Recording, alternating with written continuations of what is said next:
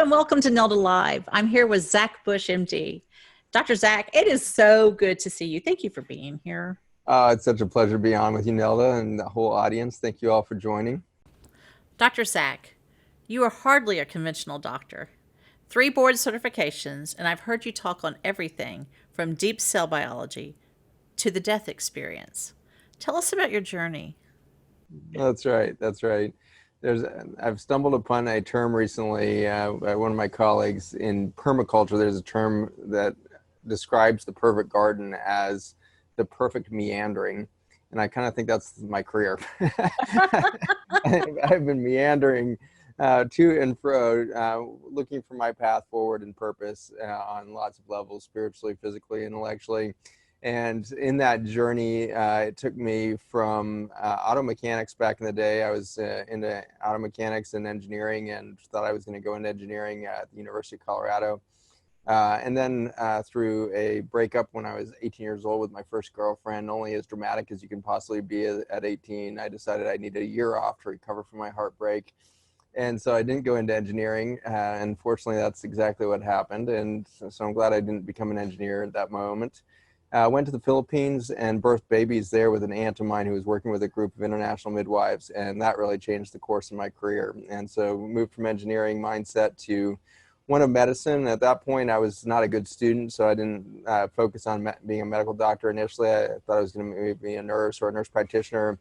Started down the pre-med pathway towards a nurse practitioner development. And this was in the early 90s when suddenly the physician assistant field came of vogue or birthed, and so I was thinking about being a PA for a while, and was intrigued by the surgical side. A lot of PAs were going into surgery rather than more the medicine side as the MPs were, and I thought I was going to likely be a surgeon because I was good at working with my hands and engineering and all that.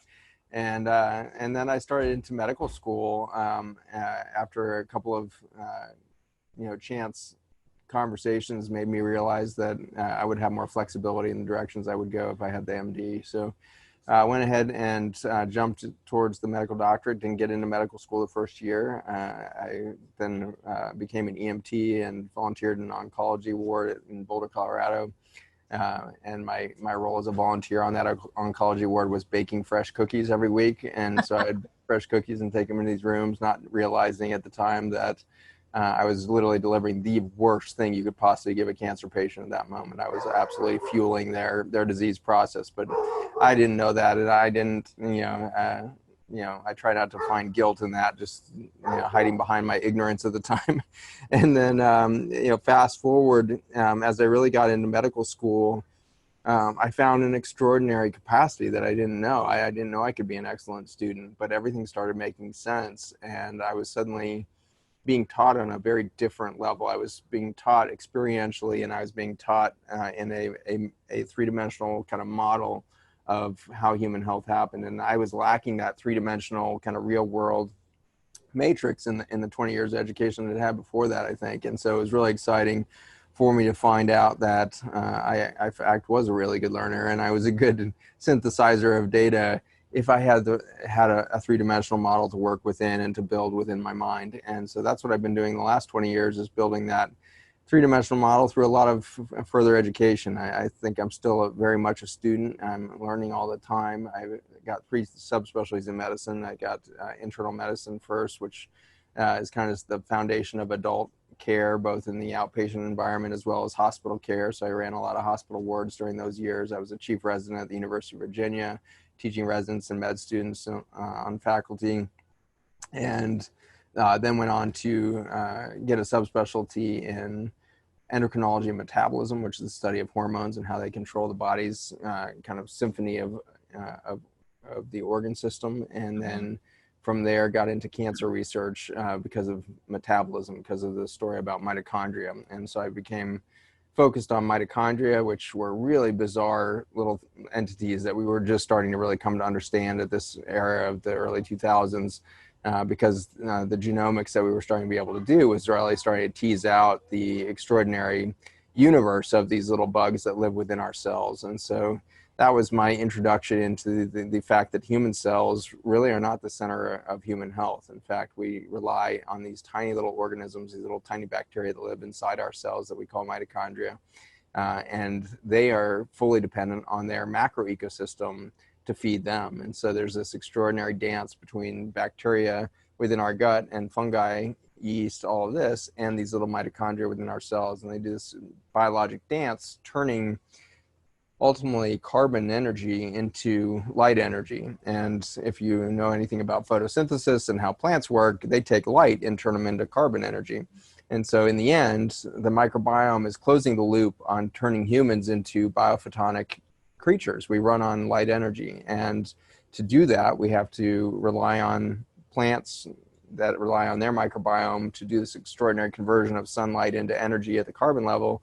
The microbiome then digests all of that carbon substrate into millions of different variations, and then we consume that and turn that back into light energy. And so it's this beautiful dance, and that's where cancer really came in, is when you break the biophotonics, when you break the cycle of not being able to turn energy back into light energy, you start to develop the cancer phenomenon. And so that was where the stage got set for me to leave academic medicine 10 years ago and start a nutrition center. And so I was really focused on how do we reconnect humans back to the food and the plant life. But I hadn't gotten to the soil yet. It took me a couple more years before I realized that the food was failing. And the nutrition that had been working in the 1970s and 80s and 90s suddenly wasn't working anymore. And we were seeing increase in inflammation, not decrease in inflammation, when we would take people off of processed food and put them on health food. At some point in your career as a practicing doctor, you found there was more to being a physician than you perhaps learned in medical school? It was a lot of years set the stage for it, but it happened pretty rapidly when that shift started to happen. But the stage had to be set for about 8 years. Eight years of practicing medicine as a full-blown medical doctor was enough for me to start to see that our allopathic pharmaceutical model was utterly failing. You come out of medical school and into medicine with this extraordinary expectation that you're going to fix everything, that you're going to have all of the tools necessary to really transform the world around us. And once you become a physician, you start to longitudinally, follow patients over the course of your treatment plans.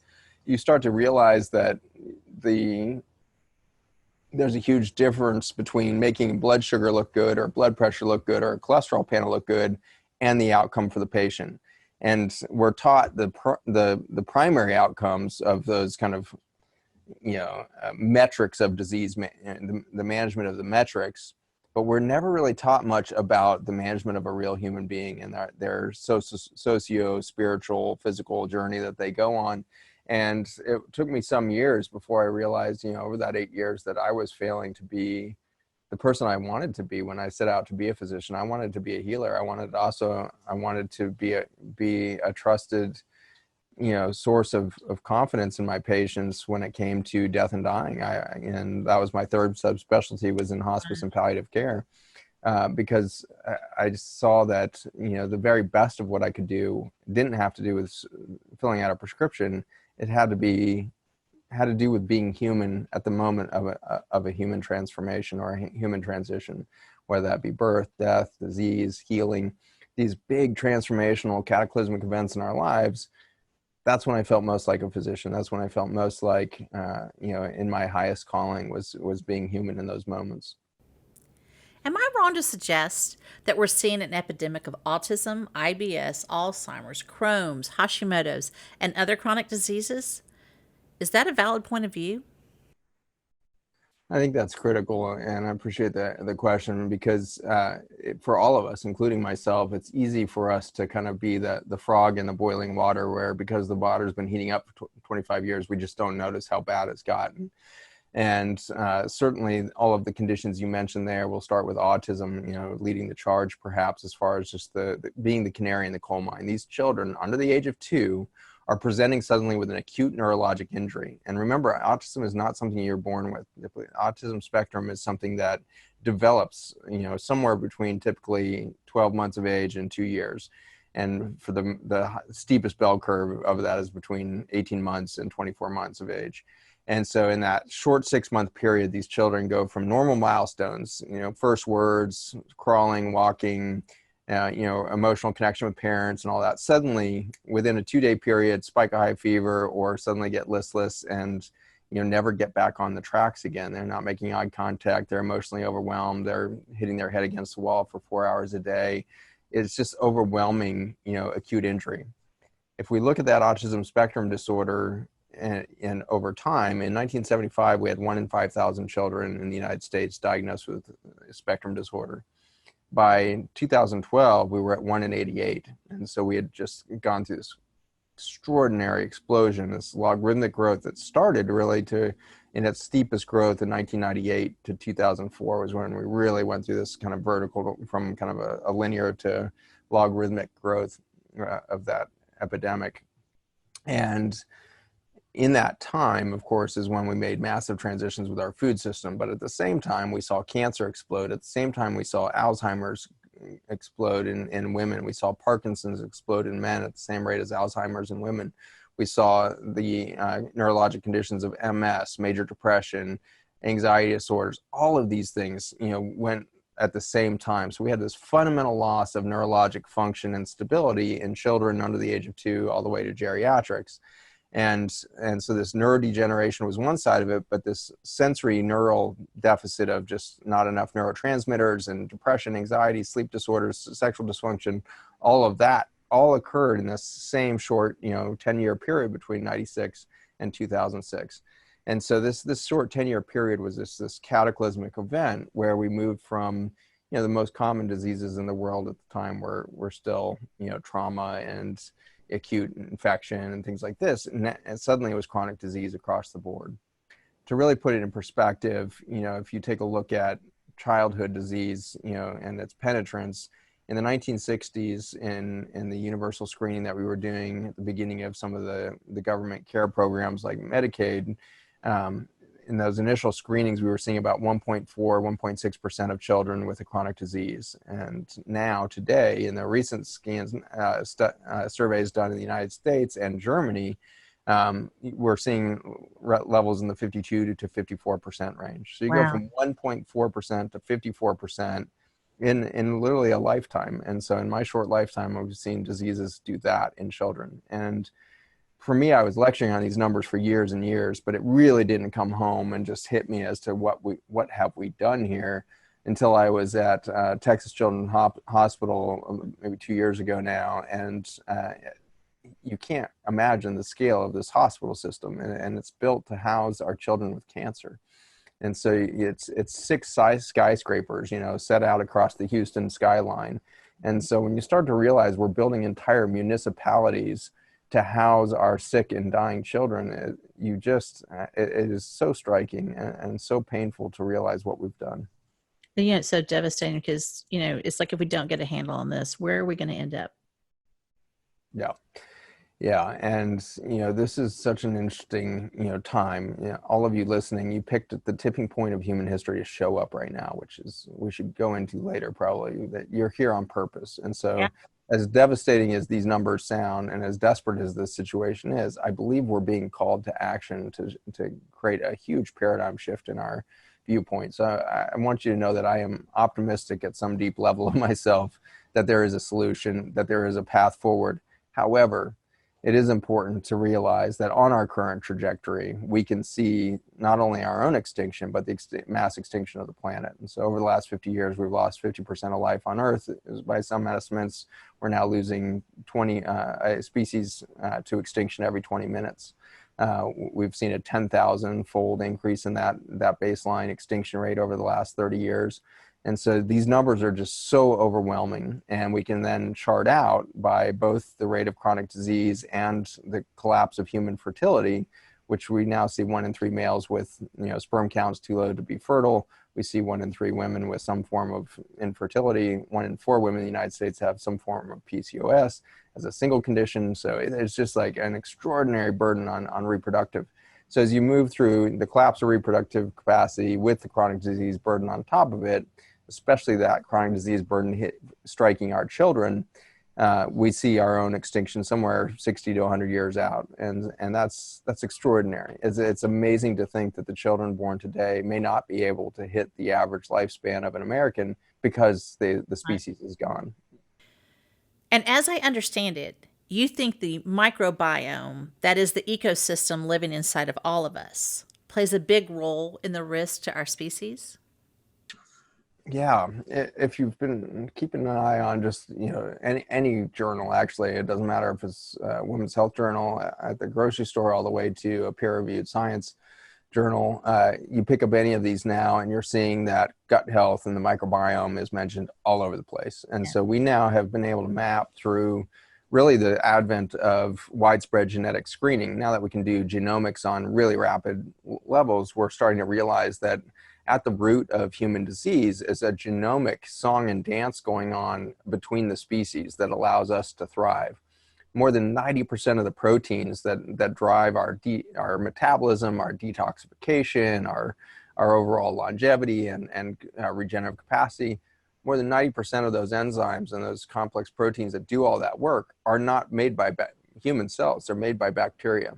And so, and that doesn't even start to take into account the much larger kingdom of the fungi. But suffice it to say, we are a ditzel really in the production of life within us. We are a vessel for life. We are not life as a species. And so the species is containing this ecosystem. And this is where soil management becomes such a crisis, because over the course of the 1960s to 1970s, we started putting extraordinary amounts of petroleum chemicals and herbicides, pesticide, small molecules into our food system, into our soil and water system, ultimately ending up in our food. That really took off in the mid 1970s with Roundup, which debuted in 1974, but really didn't go into broad spectrum spraying on fields until 76. But in 1976, we had this cataclysmic change in farming management. And the reason why it was so cataclysmic is we went from toxins like Agent Orange and atrazine and things like this to this glyphosate molecule, which is the active ingredient in Roundup, which functions as an antibiotic. And so in the 1970s, we started pouring antibiotics into our soil and water systems, not realizing that this was idiotic. At this time, we just thought germs were bad for us. We just assumed all bacteria were bad. We thought the human immune system was always trying to sterilize the human body. We had no idea that our bodies, our guts, our livers, our brain, our kidneys were relying on microbiome ecosystems within Right. them. No idea. And so we thought we were sterile creatures that were beating back the microbiome. So if somebody in 1976 had said, why are you pouring antibiotics into the soil systems? 99%, 99.99% of scientists, physicians, regulators would have said, why does that matter? We're trying to kill the bacteria. It's good. And so even though they were kind of labeled weed killers, if we had gone ahead and labeled them, they did get patented as antibiotics ultimately. But even if we had called them antibiotics at the time, I don't think we would have blinked. I think we would have gone ahead and poured them in.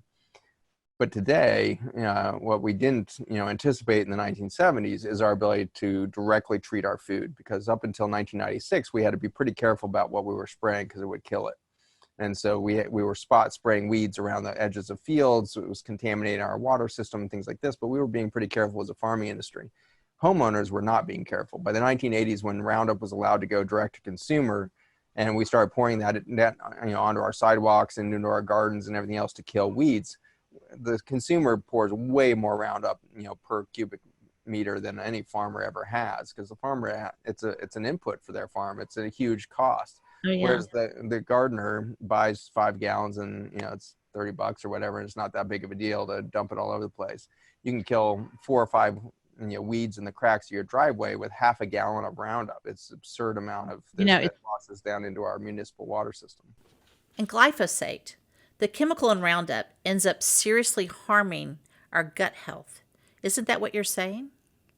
Yeah, it's Is- detrimental to the entire microbiome. So when you start to wipe out the microbiome in soil systems, it has a similar effect as to wiping out the soil of your organs or of your gut in this case. And so when you wipe out the microbiome, you're really destroying the workforce.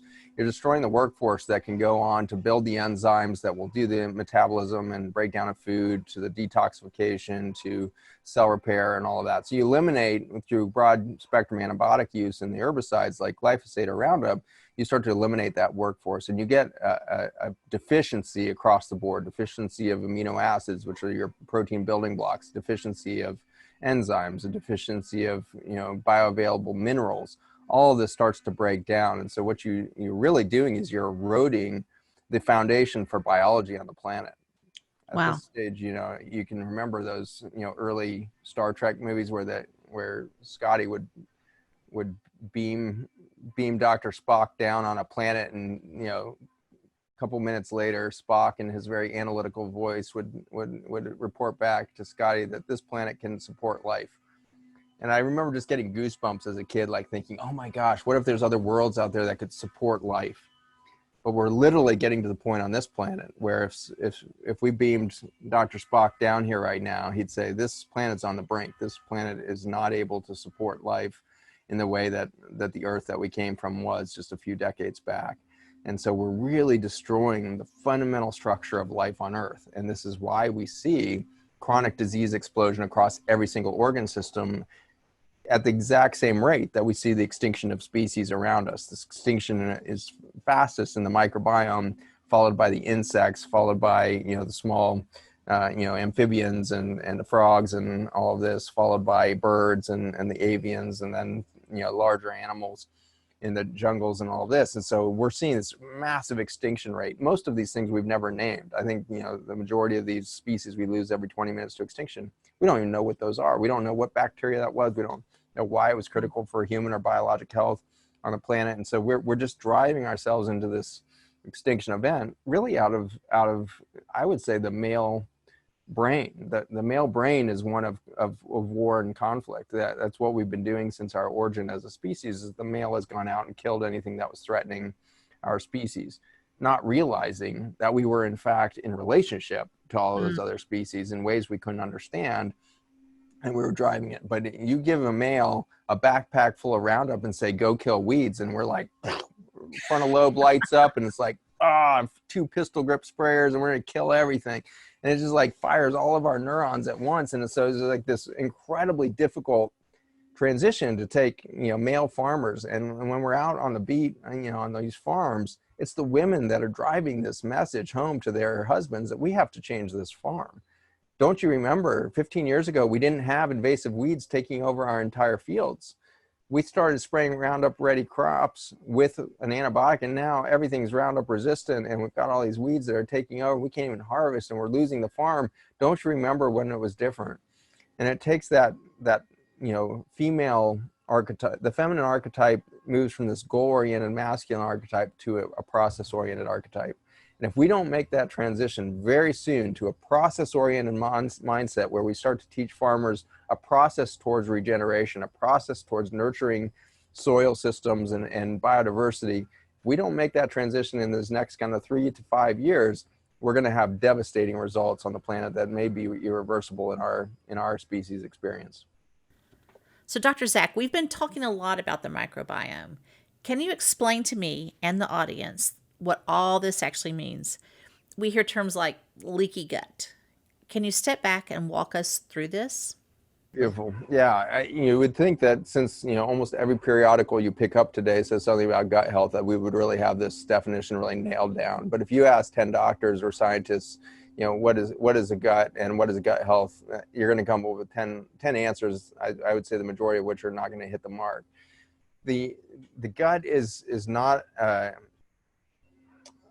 It's not a thing, if you will. We have this tendency to think, there's this organ system of the small intestine. Maybe you can include the stomach there. So yes, stomach, small intestine, colon, and it's there to do all of this, breakdown and composting of your food and turn it into nutrients.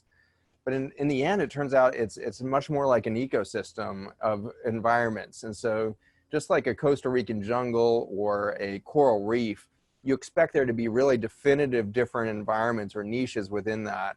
And that's how the entire, gut, system really works, is these different ecosystems that include microbiome, different populations of bacteria, fungi, from millimeter to millimeter throughout the gut.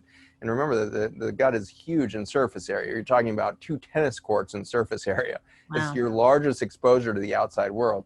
And yet every millimeter, as you march through that gut, is going to be different in its microbiome niche. And so just as the jungles are different in northern Costa Rica as they are in Colombia, you've got this, vastly different, shift in microorganisms over the course of that. But it doesn't stop within the lumen of the gut. It then moves to the lymph, which is the lymphatic system that is 1 millimeter, lays 1 millimeter deep to that entire, gut lining. That 1 millimeter of depth it produces like 80% of the antibodies in your adaptive immune system. It represents by volume some 60% of your entire immune system. Wow. Of your body.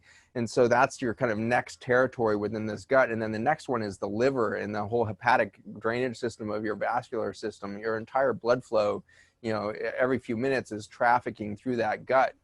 And so you have this massive coordination between a venous, blood supply that's absorbing all these nutrients, taking it to the liver, which is the packaging center for the gut. And it's reorganizing everything into bionutrient availability and different packages of delivery systems to make smart deliveries across the body. So you're getting the right stuff to the brain and the kidneys and et cetera, et cetera. And so that whole coordinated system of stomach, but we could even start, I guess, north of that, sinuses, upper airway, upper respiratory system, into the upper GI tract with the esophagus, stomach, small intestine, colon, gut barrier, immune system with the gullet, the lymphatic system, to the vascular and liver system. That's the whole matrix of this gut.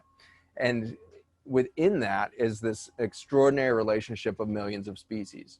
And when we say millions, we're probably not off. We used to think there was maybe 1,000 or 2,000 species of bacteria. There's over 1,500 species of bats. There's over 1,500 species of butterflies. And so it's ridiculous to think that we ever were that we missed the boat so vastly. But now our estimates are up around 30 to 40,000 species of bacteria, maybe, developing different, niches within the ecosystem of the human body. We're probably still missing tens of thousands or hundreds of thousands of bacteria there. But then if you move to the larger organisms, the parasites, for example, there's like 300,000 species of parasites. There's,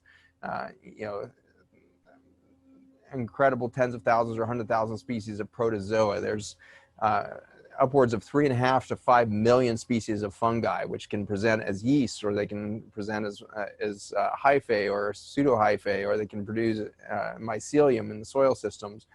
So this incredible ecosystem. And again, you can harken back to that, rich coral reef, which is now hard to find on the planet, a healthy, really vibrant coral reef, or a jungle, which is again hard to find because we're cutting them all down to create monocrop corn and soybean fields. And so as we create this monoculture in agriculture on the macro scale, we're also creating this monoculture within our own bodies, and we're losing the intelligence of the gut.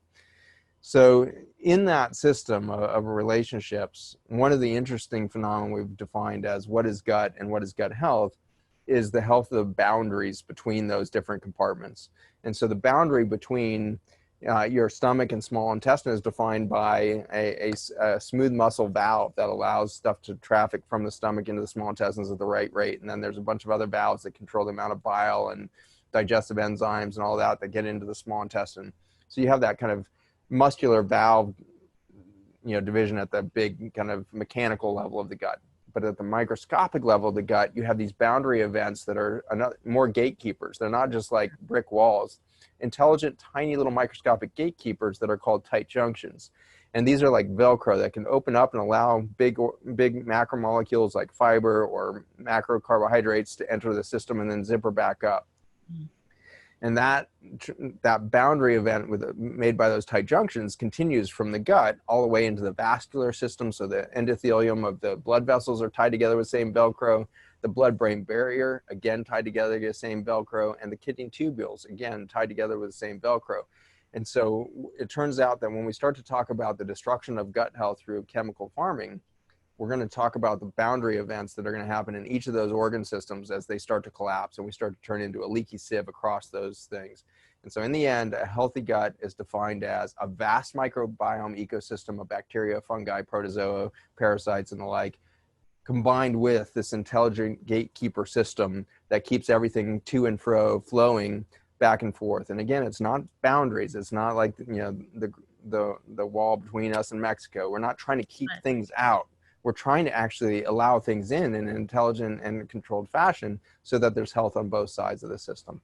And so that's ultimately where I think we have this exciting new paradigm, is to realize that everything is dynamic, everything is in relationship, and nothing functions in isolation. But this is more than just a stomach bowel problem. Gut issues actually foster serious diseases. Yeah, and, it's fascinating now that, as you pick up these medical journals, you're going to find that every single disease that we've named in this chronic disease epidemic ties back to an injury at the microbiome. And so the event of cancer, or the event of autoimmune disease, or the event of a neurodegenerative condition begins in the gut microbiome. And so this is, again, where relationship starts to really, raise its head. There's no such thing as human health. There's such a thing as ecologic health. And that ecologic health can run the incredibly complex mechanisms of soil, water, and air systems that keep the planet alive, or the soil, water, air systems between our breath, our gut, and the vascular flow of our systems. We have the same soil, water, air relationship within our bodies as we do in the macro ecosystem. In the end, it doesn't function. None of those cycles really work unless you have this full, diverse ecosystem working. And it was in the late 2000s with the genetic research, and I was developing chemotherapy at the time with a very old, antiquated model of how cancer, happens as a genetic injury, and it accumulates genetic injuries and therefore it needs to be killed. That was the paradigm I was working within. And so when these articles started to come out from UCSF and UCSD, these kind of hippie California schools, I was at University of Virginia, we fancied ourselves some sort of Ivy League school. So we thought, these hippies out in California think that it has to do with probiotics or, some sort of gut bacteria. That seems ludicrous. It didn't fit into any of our classical models of cancer or carcinogenesis. And so we would literally sit around our lab meetings weekly and kind of laugh about a few of these articles coming out. By 2014, it became just blatantly obvious that we had missed the entire boat on how cancer happens. Yeah. It is entirely embedded in not only the microbiome of the gut, but the microbiome within our organ systems. And so extraordinarily, something like breast cancer has now been defined as always a breakdown in the ecosystem of the breast, beginning with the loss of aerobic bacteria.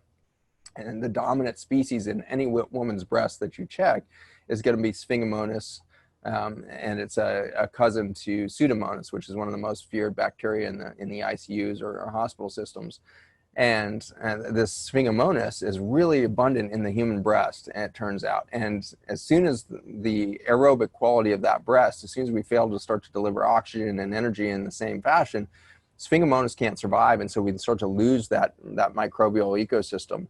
And in replacement, we get anaerobic bacteria, methylobacterium, that move in. And we found methylobacterium in every single tumor checked. Every breast cancer we looked at, whether they were ER positive, PR positive, negative, it didn't matter. They always had this one dominant bacteria that wasn't represented in the microbiome of the healthy breast. And so then the theory was, it must be causing cancer. Maybe it's an infectious disease kind of process where the wrong bacteria gets set up and then you get breast cancer. So then they did the genomic sequencing quantitatively to see that, if there's tons of this bacteria, do you have a more aggressive cancer and does a woman die? In fact, it was the opposite. Methylobacterium was actually moving in to try to support this damaged ecosystem. And if you wiped out methylobacterium, the woman developed stage 4 metastatic cancer and died very quickly. And so in the end, the loss of microecosystem is linear and or logarithmic. And as you lose ecosystem, you're losing that physiology of life. You're losing that soil, vitality, the biophotonic energy that allows healing to happen. You can no longer take that plant, energy that's actually sun energy converted there. And now you can't make energy at the cell level, and all of your enzymes start to slow down. And so without the fuel in the system, without the ability to transfer carbohydrates and fats into light energy, the mitochondrial level, you start to lose your biophotonic regenerative quality. And just like a plant that suddenly looks green, and you're doing all the right things and suddenly all the leaves are brown, that's a cancer cell. It's a cell that suddenly has lost its foundation of nutrients. It might be poured into the soil, but it can't transition that nutrient into the cell anymore. And it's that isolation of the cell that actually is the process of carcinogenesis, or the cancer pathology, is the isolation of a human cell. When you can no longer get water and nutrients into the cell and no longer get information out of the cell, that's going to be a cancer. So the microbiome can affect our immune system, nervous system, chronic inflammation. Do all of these relate to separate problems in the gut, or is it all one big problem? Yeah. Yeah, well, there's two schools of thought on this. There's certainly the pharmaceutical model, which is, oh my gosh, if we could just figure out which bacteria causes, the loss of which bacteria causes which disease, we'll just go in and replace that one species and see if we can fix the problem. I think that's the majority of people out there. The probiotic industry still is booming, even though we already know that probiotics are harming the ecosystem of the gut and actually are dumbing things down at the same rate that antibiotics do. Even with all that data out there, we continue to have faith that some capsule or pill is going to fix us, and so we have this delusion about this reductionist reality that we believe in the allopathic pharmaceutical world, that if we can just fix that one thing. I think, I don't know how many of us are out there who are thinking the opposite way, but at this point, I've really surrendered the possibility that we're ever going to find the one bacteria that's affecting any disease, because it's never one bacteria. Yeah. Sphingomonas may be the primary bacteria that we're losing, but the loss of Sphingomonas is symptomatic of the collapse of an entire ecosystem. So it's as if we went and said, well, the elephants are disappearing on the Serengeti, therefore, and there's breast cancer going up at the same rate. It must be the loss of elephants that's causing the breast cancer. And so if we try to dumb it down to a single species disappearing and therefore this happened, we're missing the real story, which is the biology as an ecosystem large event is starting to fail fundamentally. And for that failure, we're seeing these dominant species that should really represent a healthy, be metrics for a healthy ecosystem. They're the metric, they're not the definition of health. So Sphingomonas never creates a healthy breast, but a breast that creates an ecosystem that allows Sphingomonas to be the most dominant species is a healthy breast. And so it's that kind of belief system that I think myself and a lot of my colleagues are starting to buy into, is, wow, this is not a story of he done it. It's a story of, whoa, it's a story of ecosystem collapse. It's a story of coordination of the symphony of life rather than some sort of micromanagement of it. We do colonoscopies, endoscopies, and so on. But do we medically check out the microbiome? Is anyone doing this? I think your point is so important, and I wish this should be class 101 in medical school. Is all of our screening tests are just waiting for the structural change to happen. None of them are functional screening tests. And so, we could look at colonoscopy as a great example of that, but also just like mammography. A mammogram is a radiation test that exposes the breast to radiation, which we know causes cancer. And we do that every year until a cancer shows up. That's our definition of a screening test. It's ludicrous. In the same way,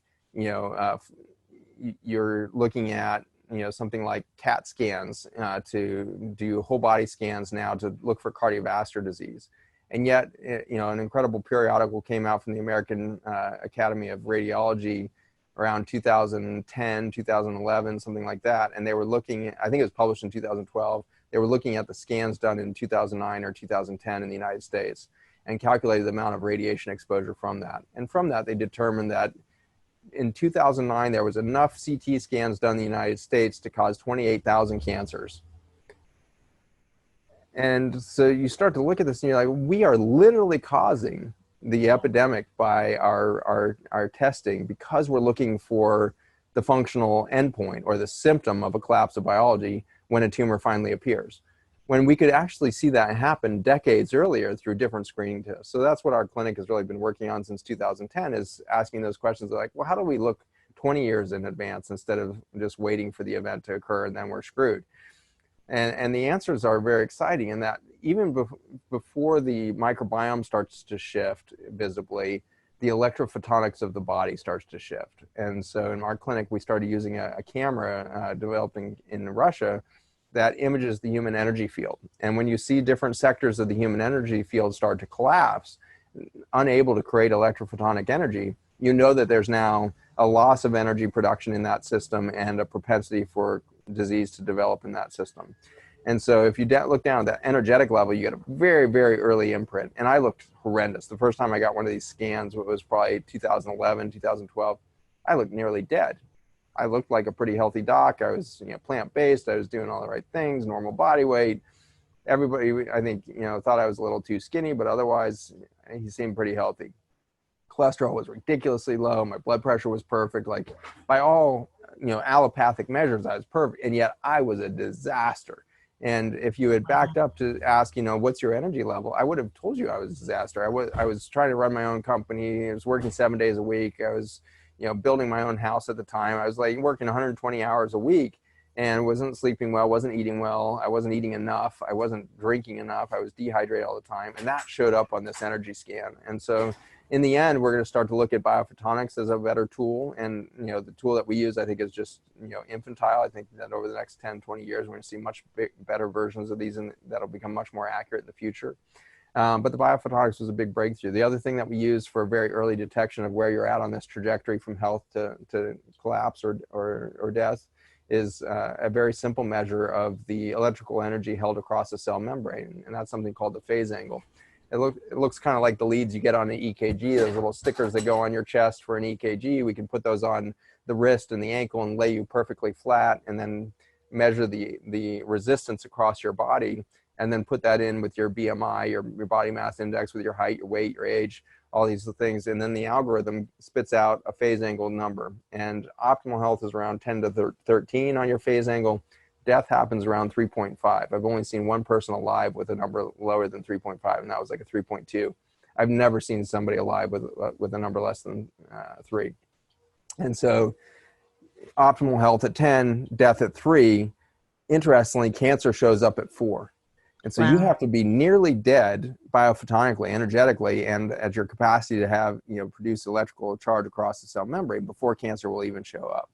And so when we're just doing these scans, waiting for the cancer to show up, all we're doing is watching the trajectory going down, and we'll say, oh, you're almost dead. We're going to now give you chemoradiation and surgery, which of course isn't going to change the line. And they can cut out the cancer. And if you see the way that we trick this through statistics, when we do a chemotherapy study, we say, oh, we changed breast cancer mortality by 15% with this new chemotherapy. And that's enough to get the FDA to approve it.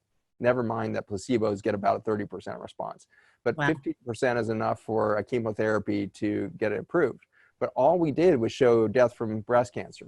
If you look at the same study, if they will publish it, and oftentimes they won't, but if you demand the numbers on all-cause mortality, you find out that we didn't change the trajectory at all, because this was the trajectory that ends at death. We didn't do anything to change the electrical potential of the cell. We didn't do anything for the biophotonic health of that individual. We didn't do gut health. We didn't do, metabolic recovery of the mitochondria. All we did was cut out the symptom, and then the person died at the same space and time because we treated a symptom, which was cancer. Cancer is not a disease. Just like the snot that you get from a cold, the snot didn't cause the cold. The snot is the reaction of your immune system clearing a bunch of cells that need to be turned over. The cancer is the manifestation of a cell system that needs to be turned over, that needs to be replaced thoroughly, needs to be cleaned out. And if we just clean it out and then don't fix the terrain around it, the person's going to die at the same moment. And so these are the future, studies that we will do. I think that it will be normal in another 10 or 20 years for you to get a phase angle and a biophotonic energy image of your body. It's nice because both are totally passive. None of them give you radiation. None of them are affecting any disease process. And I hope we really phase CT scans out as a kind of a last step rather than some sort of diagnostic tool. It's ludicrous that we're trying to give calcium scores for cardiovascular disease while giving you cancer. These are bad trade-offs. I know you're working directly with farmers to fix our food supply. Can you tell us what you've been doing? Absolutely. Yeah, so in 2012, I started a biotech company that was working on creating a system for extracting communication network from microbiome of soils to recover human health. And it blew our minds. We had no idea what we were getting into. It's taken us on this incredible journey into the sheer potential of human health. We are just scratching the surface, ultimately of knowing it. But so in 2014, we put this line of supplements on the market for gut health that we're really getting at this fundamental communication network between the microbiome and that tight junction Velcro system and doing all these dramatic things. And it was mind-blowing. It's exactly what any doctor would dream of, is like having an opportunity to participate in a revolution of mindset and everything else. But it was really intense to realize that no matter how extraordinary this discovery was, that nature had a solution to Roundup, that we could reverse Roundup damage. There was no way we were ever going to produce enough supplement fast enough to get the world treated, because the rate of Roundup exposure is at 6 billion pounds a year by some estimates. Certainly 4.5 billion pounds is a conservative estimate. So when you think about 4.5 billion pounds of a toxin going into your soil, water, and air systems, and they are in all three of those because it's a water-soluble molecule. And so you can measure glyphosate in the air you breathe, 75% of the air in the United States, 75% of the rainfall contaminated with this molecule. And so when you start to look at that scale, you realize pretty quickly that, I could be the best doctor in the world. I'm never going to prevent disease. I could be the best supplement maker, and I'm never going to fix all the disease.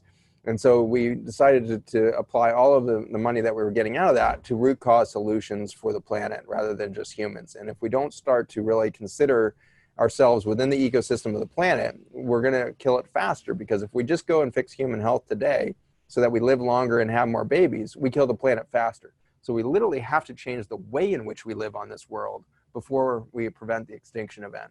It doesn't matter how healthy we try to make humans, we have to change our relationship to the planet.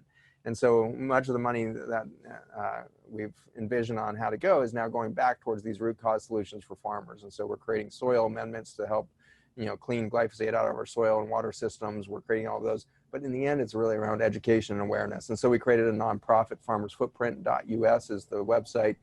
Farmers Footprint is an awareness campaign as well as an infrastructure campaign. So we're starting to put into place a venture studio to do seed capital for innovative technologies that need to be created for farmers to more rapidly make the transition from chemical farming into regenerative agriculture and the rest. But what I really want to imbue in the audience right now is this message of hope and excitement, and that when we see a farmer make the transition just for 1 year, or not even a full year, just one season, if they will not plow and spray in the fall, and they'll let the soil recover without any plowing, they need the mycelium and the fungal structures recover and the bacteria and all that, and then they don't spray or plow in the spring, but instead they do 7 or 10 species cover crop, and then instead of spraying that dead with Roundup and then planting their crop, you have them either roll or crimp that down, so they're just rolling down that create an armor on top of the soil, or they send cattle into the field to do the rolling and crimping for them.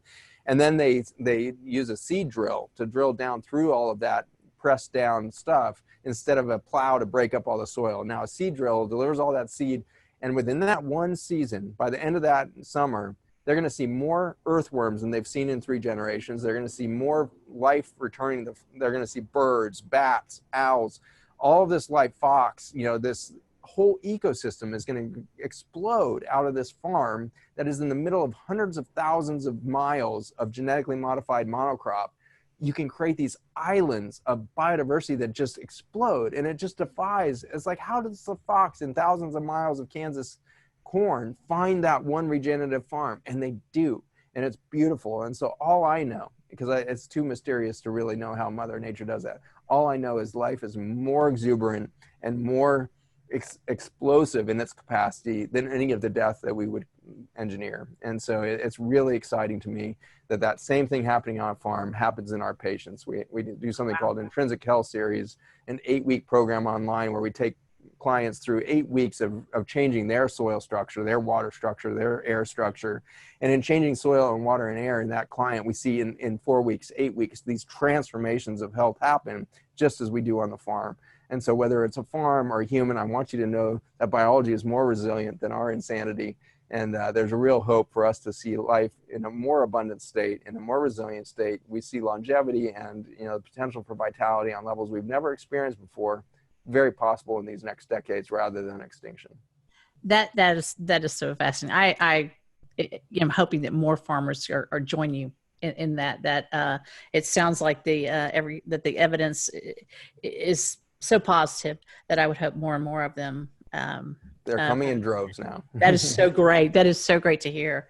Okay, so we're going to move real quickly to some audience questions, and the one that they will not let me not ask you is about your famous 4-minute workout. So tell us about it, what it does. Tell us about your 4-minute workout, and basically we'll put a link in the show notes so they'll, can absolutely see where to get to it. Awesome. Yeah, it's a powerful tool that I developed about 6 or 7 years ago. You never know what's going to really change the world, and this was not what I was expecting was going to change the world, but it became our most popular asset we've ever put online.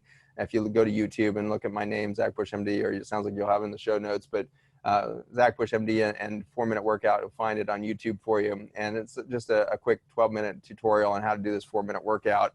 But it moves the 16 largest muscles in your body for 90 seconds in a quick cycle in an effort to release nitric oxide, which is the only redox molecule the human body makes, and it puts it in a reservoir of the endothelium, the lining of all your blood vessels. And it is communicating with the mitochondria. And so it's this beautiful communication network that exercise releases to interact with your microbiome. And so it's the one way in which we can engage that microbiome and explode it. And the other way is through breath work. And so, breathing and this explosive exercise is the way to get this whole interaction going, where you can really get that biophotonic energy exploding. And we've had people in nursing homes, have extraordinary results with the 4-minute workout. We've had whole companies demand that their staff do it twice a day during the workday, and they see an increase in sales and productivity within the company in 6 weeks. And so it's just amazing how biophotonic energy really does transfer and transform human potential. And so the 4-minute workout is a fun way to find out how youthful you can be at the cellular level, regardless of age or current function. Okay. All right. Nelda.com team, get ready. We'll be doing our 4-minute workout. So, okay. The other question from the audience is that one of your board certifications is hospice care. You had some amazing experiences in that, and you learned a lot from your end-of-life patients. What did that teach you? Yeah, that could be another hour and a half there. So, but in a nutshell, when we start to realize that we are spiritual beings rather than human beings, it really changes the algorithm, right? And so if we say there's 7.8 billion people on the planet, the human mind can't wrap around that. We can't really comprehend 7.8 billion people. And it sounds like we have an overpopulation problem. It sounds like this or that. And it sounds like, oh, this is why we're having so many problems. This is why the Gates Foundation is trying to limit population growth, because it's our primary problem, or whatever it is. It sounds like a real issue until you realize, wait, that's 7.8 billion souls. Those are ancient, beings that are presenting in this particle moment that we call human life, where they transition from light energy beings, angels or spirits or souls or whatever your viewpoint. I can tell you, in the ICUs, when you watch somebody die, or in the home in a hospice patient's position, and you see the light energy disappear from a body, it's very, very palpable. You don't need to check their pulse. When somebody just died. And so when we go through the motions of checking and confirming a moment of death, it's just checking the boxes, because physically you can feel the shift as the energy disappears from that body.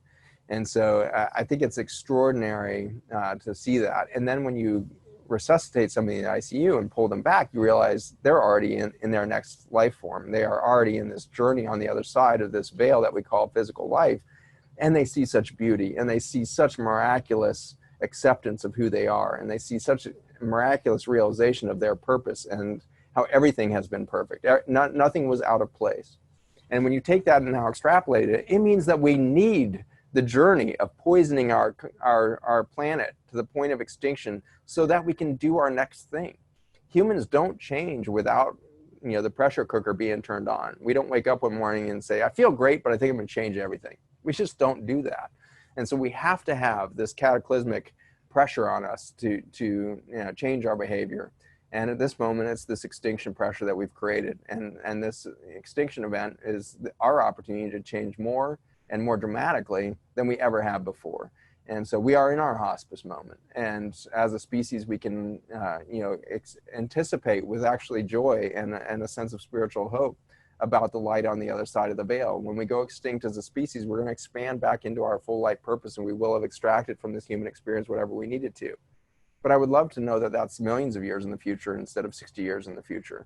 I would love to think that my children are going to have a role in bringing grandchildren and great-grandchildren into the world so that they can participate in a particle moment and a soul journey and on purpose in human bodies to participate in this co-creative journey. And so that's really, I think, what you're going to see unfolding in this future is an opportunity for us to really connect into full spiritual potential through a cataclysmic biologic crisis.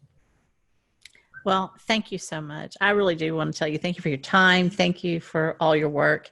And we want to talk about real quick. We want everybody to know that you have your ion biome, which is your product, correct? That we'll have a link to that as well with a 15% discount here. And they should anticipate a lot of changes in their life with that. And I think that's fantastic. Thank you, especially for the work you do with farmers and the way you care about individuals. So they can find you at zachbushmd.com, correct? That's it. That'll find you the whole education portfolio there. Oh, yeah. I could talk to you for hours, but thank you so much for the time. Thank you, Dr. Thank you for having me on, Nelda. Appreciate the whole team. Thank you. Thank you. Bye-bye.